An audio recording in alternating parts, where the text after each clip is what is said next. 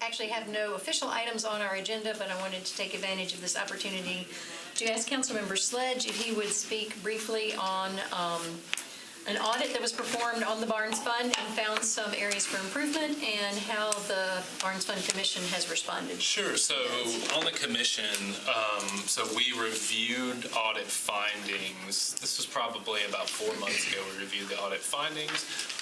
Very thorough audit. There were some things that were sort of mild concern, and then other things that were of elevated concern.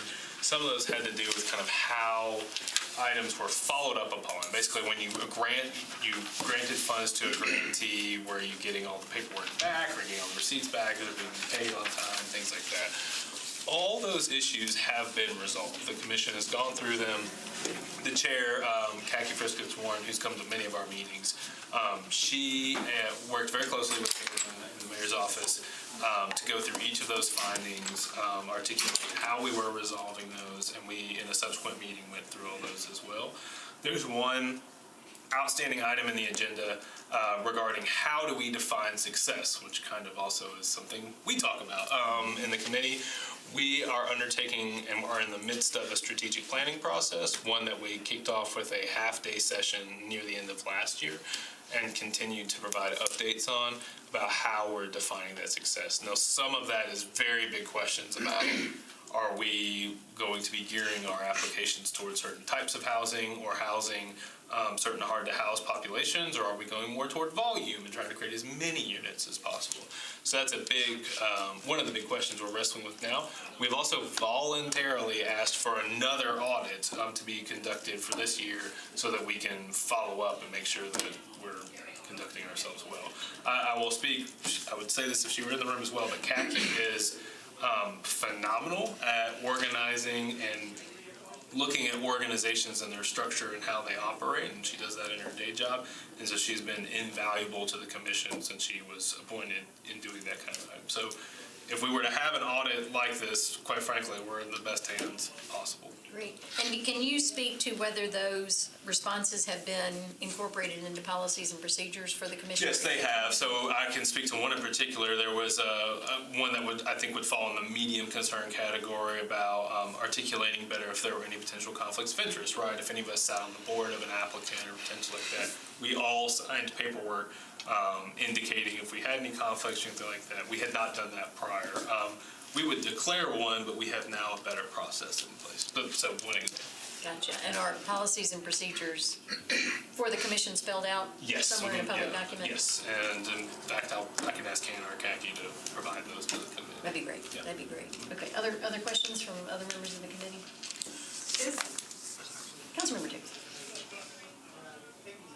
Do we know, for the projects that have received money from the Barnes Fund, do we know where those projects are?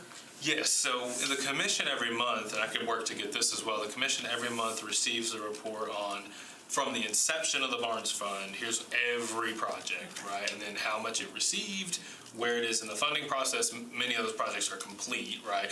But for those that are still ongoing, what has been their, what we call like their first draw or their second draw, because they may draw down those funds over time. So not where in the process, but actual physical location. Oh, yeah, we get all of those, yes, absolutely. And in fact, when we do awards, we also have a list of back tax properties that the council and actually the state had enabling legislation a few years ago, where those back tax properties that are buildable are put into a pool to say, applicant, if you want to apply to do X number of housing and you also want to build on 123 Main Street, you can apply to get the deed to this property, and we know what those addresses are as well.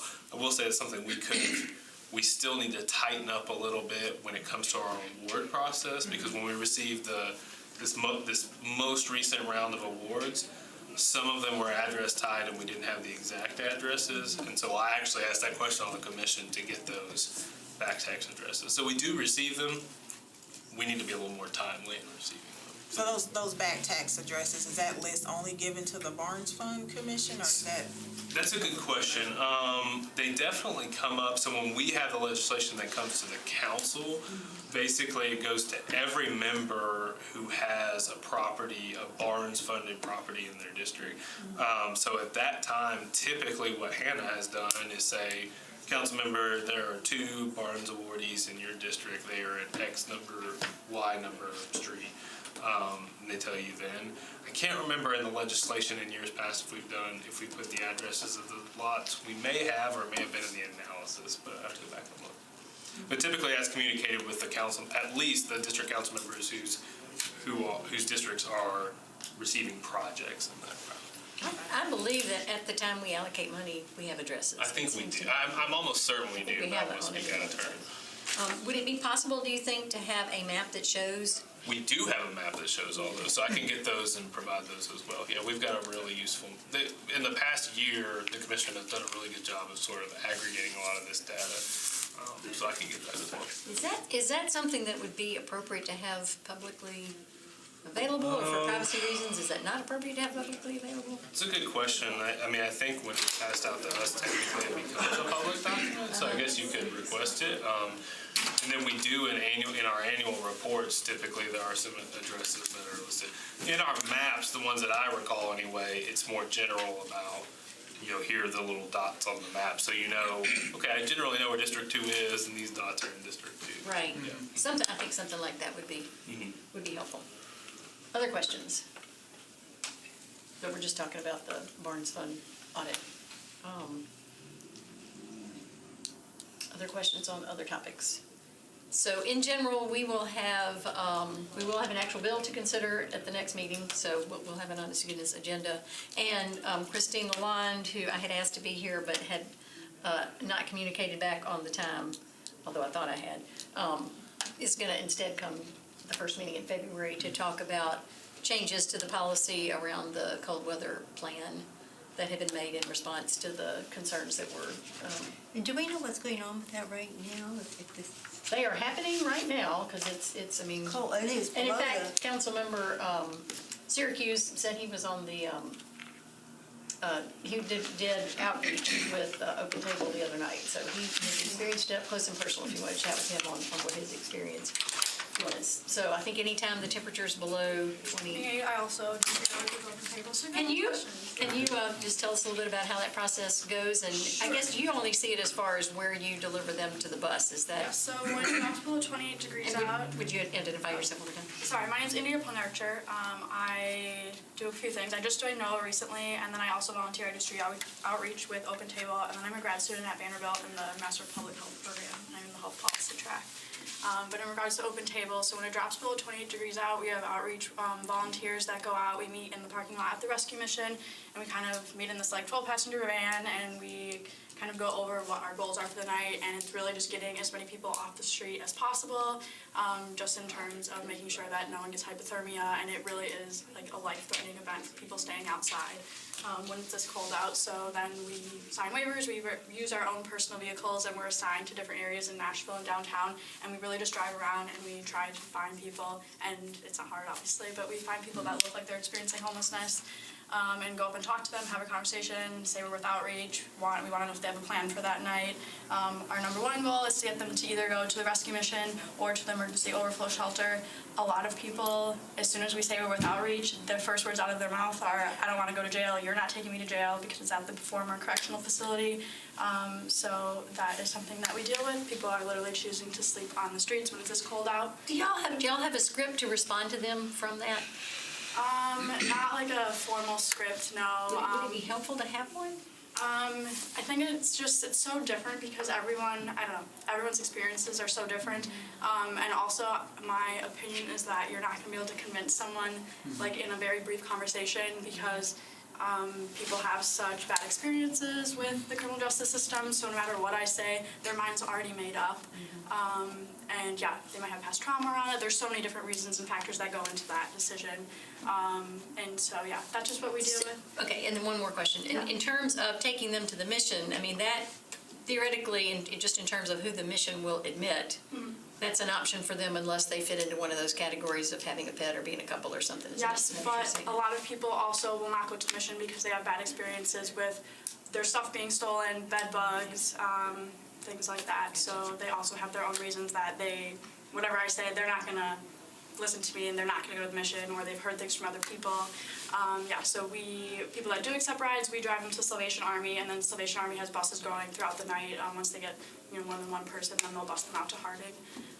That's what we do. If people refuse, then we give them warming items that we have. That's all donations: sleeping bags, blankets, some protein drinks, hand warmers. So that's what we do. Thank you, that's very helpful. Other questions? Do you guys have data onto how many homeless actually refuse to go to either the mission or We keep track of this. I'm not in charge of this, but we do. We have a lead at the end of every night that submits all of our numbers, but yeah, all of our volunteers. Sometimes it takes like a back front if there's like situations that are going on or it's just like really busy. Like they might not write down perfect notes, but we do ask all the volunteers to take notes so that we are keeping track of this and seeing how many people we're seeing, how many people we're refusing, how many people we're giving items out to, and things like that. Great, thank you, that's helpful, I appreciate you. Do we know if, we did are we calling it a letter or a resolution that we all signed on to? It was a letter that we sent to the Do we mayor's know office. if that just hit the wall and fell off, or?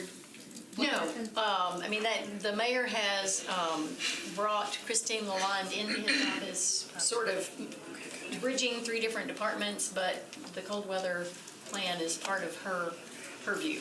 And she will be here at the next meeting to tell us about changes. Location, they have not been able to find a different location, but they have at least got buses leaving from a place that's more central than Harding. And just in terms of procedure, trying to respond to statements like, we have to line up single file and get body search. That's, Right. just ensuring that it's very clear to people that that type of treatment is not part of the And how are they procedure. getting the word out to folks? Like she was saying, when people don't want to go. So how is the word getting from, we're not really doing that, to the people that are to be served? Good question. We tell them that it's one place to sleep, there's not law enforcement there. We really do try to get them off the street because we understand it is literally life or death situation for a lot of people, especially if they're inadequately prepared. But they are, it's just they've had their own experiences. So like I said before. So neither staff or volunteers try to tell them that they have inaccurate information, or? We do tell them that, but they're not going to believe us, and building that trust, we try to, but also we really do have to. We try to respect their decision. It's their decision, their autonomy. We're not going to force them. It just but we feels try like to dispel the misinformation. Yeah, it feels like there's a hole That's of communicating to the people who need the services what's really available. It seems like, But I think I don't know what the good communication systems are. They're not on their computer. That's not their source. Well, So how? these are the folks they Yeah. trust the most, probably. Yeah, and they're not going to listen to us. And even if there's a pamphlet, or if some government official goes on and tells them that, this isn't jail anymore, but the fact that it's at a jail, they want nothing to do with it. They've just had such bad experiences with law enforcement. They do not want to stay there, and they want the dignities. If they have a place that they can go into, they don't want that to be a form of prison because they've had such bad experiences in the past. So. Does the groups that you work with have any suggestions on how, it's kind of like if you correct something and 5 years later the same misinformation's out there, it's kind of like, how do we, is it pastors or who are the valuable and respected resources that the population needs to connect with to get it?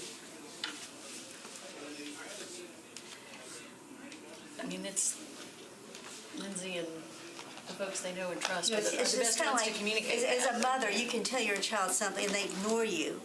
But, the guy that works at the corner grocery store can say the same thing, Right. and they think it's brilliant. So I'm sure every population they may not pay attention to you, but they may pay attention to someone else. And identifying who those someone else or those resource else are to help deliver the message seems really critical. I think that's true. It's not us, but I think the people have developed the relationships. Yeah, and like I said, we really want to get people off the streets. Like, we hate it when they say we're not going, and we like try to keep them talking for a little bit, but you can't sit there and talk with them all night, and at the end of the day, Sure. we have to respect their And decisions. I'm not trying to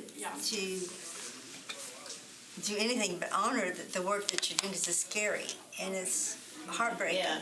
So we invite you to be back next week at the next meeting, and then maybe we can have some communication directly with the person who's on the other end, just to see if there's more that can be Well, done. hopefully the suggestions that were sent to the mayor's office will take place, and that way we'll have less of an issue with people having problems from being at the mission or, the jail. Hopefully that's no longer a location for next winter.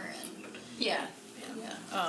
And Christine can report better than I can on what they've implemented Yeah. already, but I think they Can I clarify, are they trying to move the location away from the? They have not identified another location that has beds ready to go, that can provide the kind of safety that they want for the residents who are there for the night. I think the experience in the past with using community centers was too hard to control access, and people coming and going in the middle of the night, that ended up creating its own set of different problems that they are trying to avoid. So no one says we have a perfect solution, and we can continue to point out, acknowledge what has been done, and then to identify what needs to continue to be further worked on. So I will apologize again for not having Christine here tonight, but she'll be here in 2 weeks, and we can continue to communicate specific things if you would stick around and chat after we officially adjourn. But thank you for being here. That's very helpful. Anything else? Welcome, Grace. I have one thing that, Yes. on behalf of Noah, we wanted to bring up. We just wanted to know if anyone was aware there's affordable housing, or one of the affordable housing multi-units still right. available. Casablanca or Casa Linda, it recently went on the market. I guess there's still units. Open Table, their housing navigator, this is a place that in the past they've housed a lot of people at, and it's one of the few places they have some units that go for $700 a month for a 1-bedroom, and it's on Murfreesboro Pike, and it just went on the market. So that is one unit that we're very concerned with what the trajectory of that is going to be. Do we happen to know if that's subsidized housing, or it's I just? don't have any information on it. Someone just told us about it, and they don't have like actual website for that unit. So Okay, because I had asked further Susie Reese to send me information that address, so I could pass that on to Okay. some of the on it. nonprofits. Do you want the address right now? Yes. It's that'd be great. it's 985 Murfreesboro Pike. Great, okay. Because one of the requests that the nonprofit builders had made to us was to create a first rights of refusal process, so that when that kind of housing went up for sale, they could find out about it first. And, and possibly pay market value for it. That would be just amazing resource, because this is just like word of mouth. So. Yeah, that's great. Well, we will pass that on to the folks that may be able to jump on that opportunity, but hopefully have them get it before anybody else does. So thank you for letting us know about that. Anything else? I know there are multiple committee meetings happening at the same time, so I appreciate y'all coming and adjusting to a different agenda, but I think this was great information, and appreciate the input from Noah as well. So I will officially adjourn this meeting, but certainly feel free to stick around and discuss things further. Thank you.